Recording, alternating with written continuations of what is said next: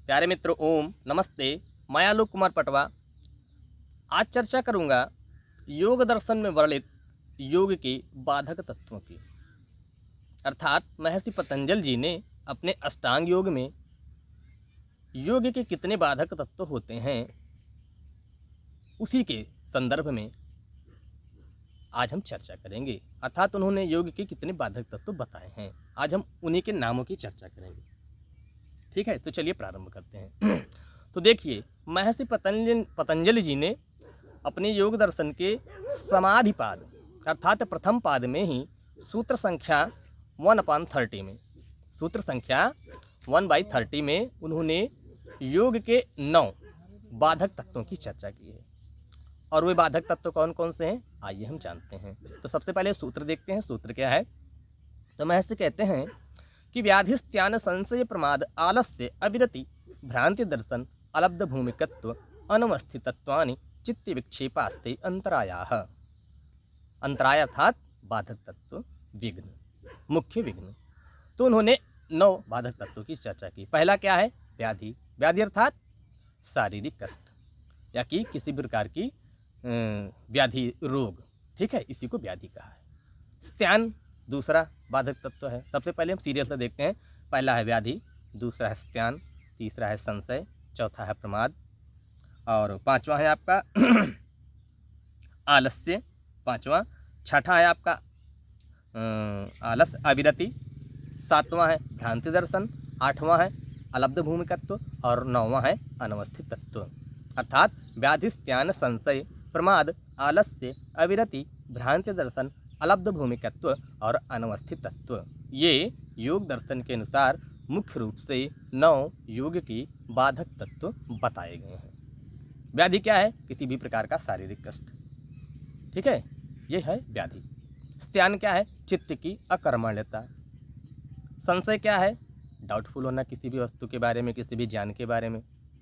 प्रमाद, प्रमाद क्या है? योग के अंगों को करने की सामर्थ्य होते हुए भी उनको ना करना ही क्या है? ये होता है प्रमाद। ये चौथा बाधक तत्व है। आलस्य क्या है?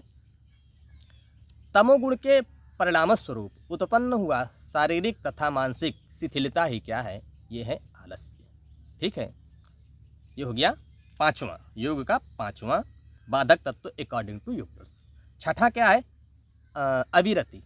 अविरत अर्थात भोगों को भोगने की इच्छा का बने रहना। ये है योग दर्शन के अनुसार छठा योग का बाधक तत्व। सातवां क्या है? भ्रांति दर्शन। अर्थात कोई वस्तु कैसी है उसके बारे में दो विरोधी विचार उत्पन्न हो जाना। अर्थात ये वस्तु सही है कि नहीं सही, जो मैं योगाभ्यास कर रहा हूँ वो सही कर रहा हूँ कि नहीं कर रहा हूँ, इसका जो लाभ मैं जानता हूँ सही रूप से जान रहा हूँ कि नहीं जान रहा हूँ। यही क्या है? दो विरोधी विचार, एक सकारात्मक एवं एक नकारात्मक। वही क्या है? भ्रांति है, भ्रांति दर्शन है। ठीक है। अलब्ध भूमिकत्व। अलब्ध भूमिकत्व क्या है भाई? अलब्ध भूमिकत्व का अर्थ है समाधि की स्थिति को प्राप्त ना कर पाना। अर्थात किसी एक स्थान को ही प्राप्त कर ही न पाना, समाधि की अवस्था को प्राप्त ही न कर पाना, ये क्या है? अलब्ध भूमिकत्व है। और ये 8वां बाधक तत्व है। 9वां क्या है? अनवस्थित तत्व।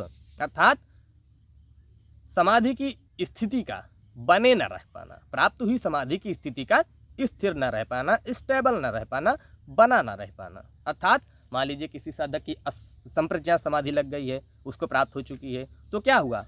कुछ समय के पश्चात वो एकाग्रता सत्वगुण भंग होकर के उसकी एकाग्रता समाप्त हो जा रही है और वो क्या कहते हैं, उस संप्रज्ञा समाधि में स्थित नहीं रह पा रहा है। अर्थात अपनी स्थिति को बरकरार नहीं रख पा रहा है। ये क्या है?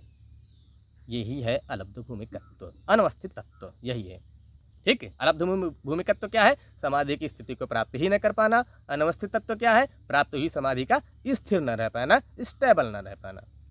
तो इस प्रकार से हमने देखा कि महर्षि पतंजलि जी ने अपने योग दर्शन के प्रथम पाद अर्थात समाधि पाद के सूत्र संख्या 1/30 में योग के 9 मुख्य विघ्नों की चर्चा की है, बाधक तत्वों की चर्चा की है।